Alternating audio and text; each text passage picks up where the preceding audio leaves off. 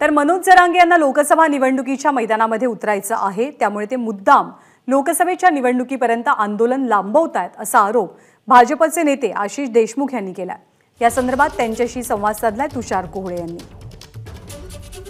मनोज जरांगे हे कुठेतरी शरद पवार गटाकडनं लोकसभा निवडणूक लढेल असं भाकीत भाजपचे माजी आमदार आशिष देशमुख यांनी केलं होतं।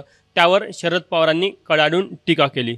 तुमच्यावर अत्यंत खालच्या पद्धतीने म्हणा का खालच्या शब्दात त्यांनी तुमच्यावर टीका केली। शरद पवार जे बोलतात त्याचं उलट त्यांच्या मनामध्ये असतं, किंबहुना ही ख्यातीच त्यांची आहे।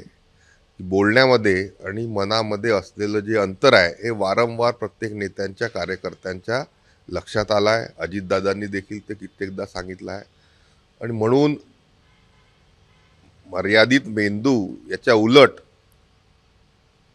मी जे भाकीत केलं ते खरंच होणार असेल, जरांगे खरंच त्यांच्याकडून लोकसभेचे उमेदवार होणार असतील आणि मला ते पहिले कळलं, म्हणून माझा मेंदू जास्ती त्यानिमित्ताने आहे असंच त्यांना त्यांच्या मनात असेल। पण बोलताना शरद पवारांची जी पद्धत आहे त्या पद्धतीने ते उलटे बोलले असावेत। कुठेतरी वंचितने देखील त्यांना तशा प्रकारचा एक प्रस्ताव दिला की तुम्ही जर लढत असेल तर आम्ही तुम्हाला तिकीट देतो।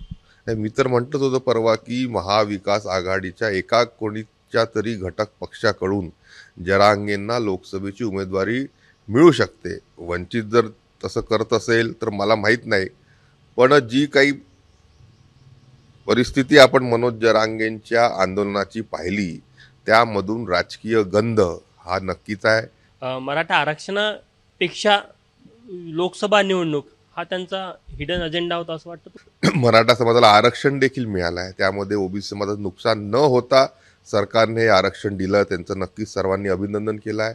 पण मनोज जरांगेंचा एक कल्लीपणा, त्यांच्या असलेल्या बालबुद्धीमुळे ह्या आंदोलन रेटून नेण्यातून स्वतःचा राजकीय पोळी शेकून घेण्याचा आणि विशेष करून लोकसभेच्या पर्यंत हे आंदोलन जर गेलं तर त्याचा लोकसभेच्या निवडणुकीत जरांगेंना फायदा करून घ्यायचा असेल, म्हणूनच हे सर्व कृत्य ते वारंवार करतात। तर हे होते भाजपचे नेते आशिष देशमुख। कॅमेरामॅन व्यंकटेश नायडूसह तुषार कोहळे, एबीपी माझा, नागपूर। एबीपी माझा, उघडा डोळे बघा नीट।